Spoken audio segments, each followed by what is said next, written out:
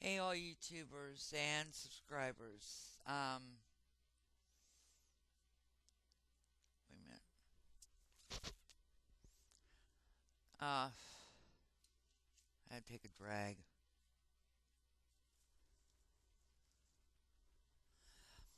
Okay, what I want to talk about. Let me get this here. Okay. What I want to talk about today is Deb had come up on a good subject of talking about my stroke. Okay. And I thought it'd be a good idea to help those who are struggling and have them hopefully help them have a different outlook on their oh, I don't want to say illness, handicap. Okay. Um, I've had many TIAs, which means many strokes. A lot of people who've had strokes know what this is, but it never affected me this way.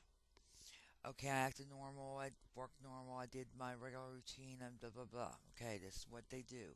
It's a very mild type of stroke. I don't know the proper name of it. I don't know the proper thing of it. But anyway, I have my headsets on. Anyhow, when this happened to me, I didn't feel good that day. And I kept having episodes of something happening in my head where I had to grab a hold of something to keep from falling because of losing my balance. I noticed a couple of days beforehand that I kept dropping things with my right hand. I also noticed too when drinking in my throat, I was like bringing liquid up through my nose. It wasn't going down. And I was choking. They said in the hospital that there's not one stroke that is like. Okay. But anyway, that day, I didn't feel good, so I laid down.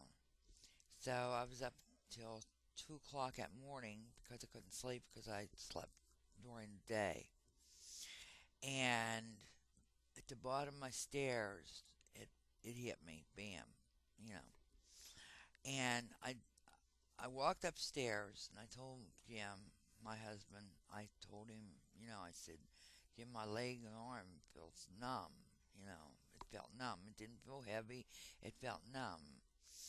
And he says, well, what is supposed to happen? I says, I don't know. I said, let's just wait and see if it clears up.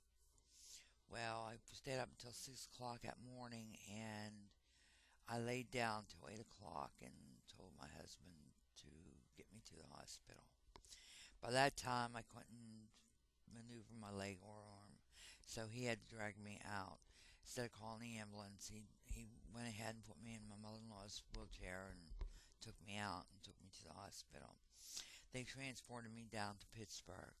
I spent 18 days down there in intensive therapy.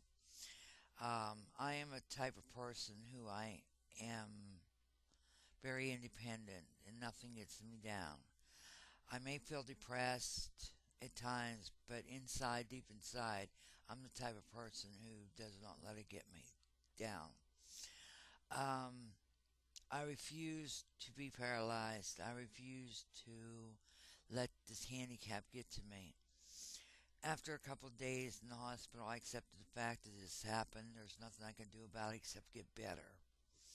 So I focused my thoughts onto that. And I thought in the hospital too. I did a lot of self-examination. I thought about how I could change my life a little bit to keep this from maybe happening again. However, I know it's going to because there were people in there that had numerous strokes and tried to take care of themselves and still came. Stroke is two things, I think, and it's hereditary and it's definitely caused from stress. And my father had a massive stroke. It left a hole in the brain. He was a bleeder, what they call a bleeder. But one has to understand that your moods change because one thing in a in a circle that I was in for stroke therapy. They gathered people together. I was in a stroke unit. They gathered people together. And one question one man had was his daughter noticed a change in him and he could not understand why. Short temperament, aggravation, all the all the things that combine into irritability, everything combined into one. And I spoke up and I said it's because you cannot do for yourself like you used to. It's frustrating. So we get angry at ourselves and we get angry at the world basically. We get angry at the situation. But no need to do that because it happened. There's nothing you can do about it. There's nothing you can change about it. Okay? I'm going to go the whole 15 minutes I'm allowed to do this. And the thing of it is, I get angry. It's only normal and natural to get angry because you're so used to doing for yourself and you can't do it. But it is typical. Now, the symptoms of a stroke, this is what had happened to me after I had my stroke. The back of your throat is paralyzed. You have trouble eating, you have trouble swallowing. Your face caves in. The best scenario that I found that helps us along is chewing gum. I chewed gum the whole time I was in the hospital. Another thing is you lose all continency of your bowels and your bladder. It paralyzes both of them. I'm struggling with that now. It is irritating to me because I cannot go nowhere, and who wants to spend all their life, the rest of life, on the pot? So what I'm doing is I'm doing what when Jim had his prostate taken out. He's trying to retrain everything. I had to learn how to turn. After doing it for 57 years, I had to relearn how to turn. I have to relearn how to write. I accept all these things. What you need to do is take one thing a day at a time.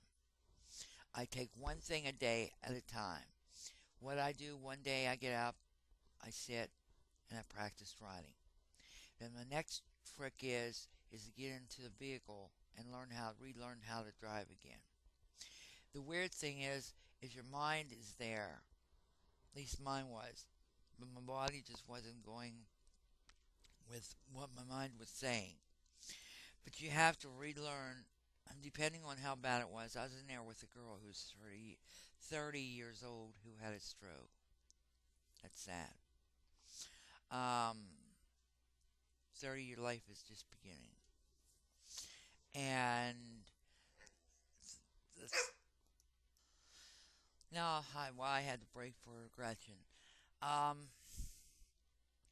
side of your mouth is caved in. Okay. The best way to do that is get a stick or something, or even say a piece of paper, and just don't do it with your teeth. Do it with your jaw. It strengthens up that muscle there. Of course, you cannot move as fast as you want to move, so I had to teach myself, or I'm trying to take it a little bit slower. I have fallen. I have come close to hitting my head.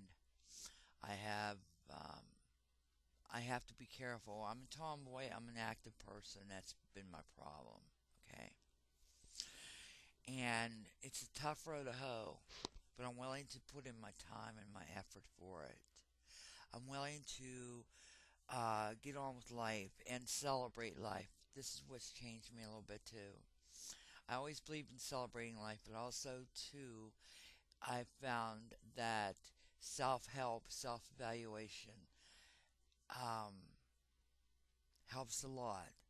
Number one, I have found that if you want to do something bad enough, it's time to do it now because you don't know how much longer you have on earth.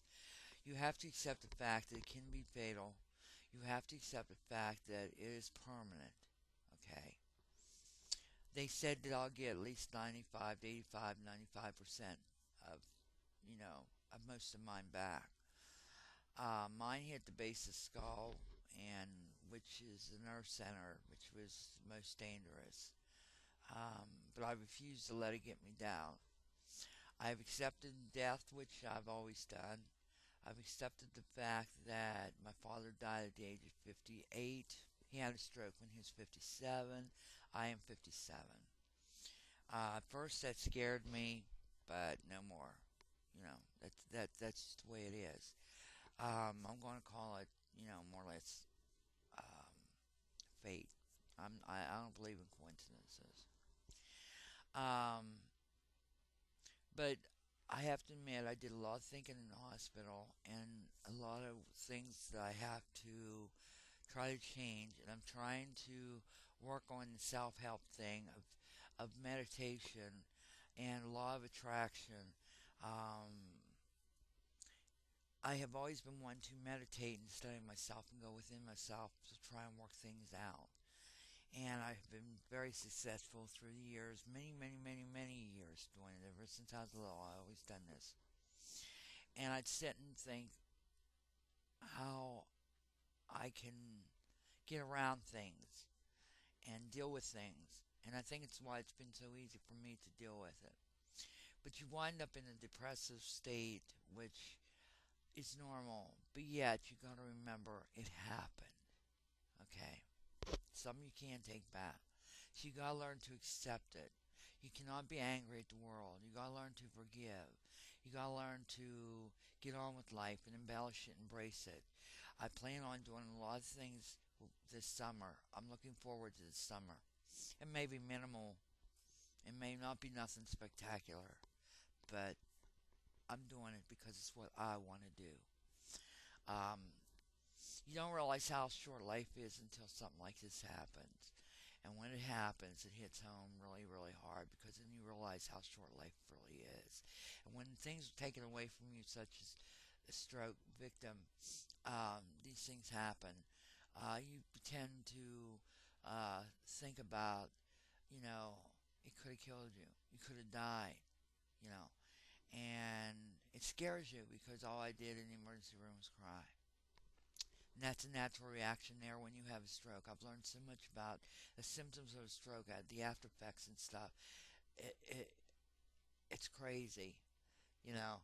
Um, it's some of the weird things that you experience. Okay, after a stroke that you would never think conceivable. But every stroke is not the same, you know.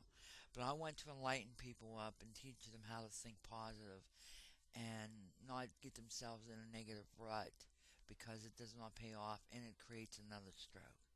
So I hope my videos do help you in the fact that as time goes on that I produce my videos that they do help you realize that there is a lot of positive things out for you that do happen because you do have a stroke. And it all depends on how much work and determination you want to give into it to come back in the best way you can. You know, I don't like being in a wheelchair. I don't like being straddled at Walmart's electric cart, but I cannot walk no more. You know, I can't walk that far. So I have to. I have to like it. But I know it's only temporary. See? That's how you gotta think. That's how you gotta think.